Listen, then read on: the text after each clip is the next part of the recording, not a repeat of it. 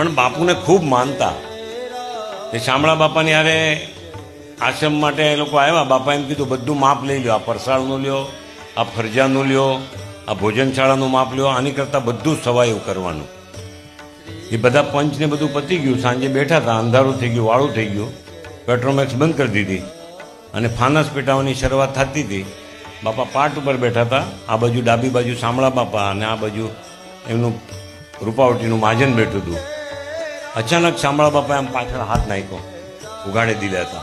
આમ પાછળ હાથ નાખ્યો. બાપાએ પૂછ્યું, કેમ શામળા? એટલે કે બાપુ કાંઈ નહીં.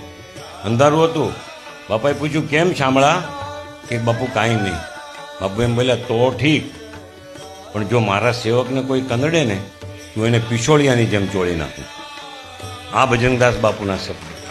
મારા સેવકને જો કોઈ કંદડે તો હું એને પિછોળિયાની જેમ ચોળી નાખું.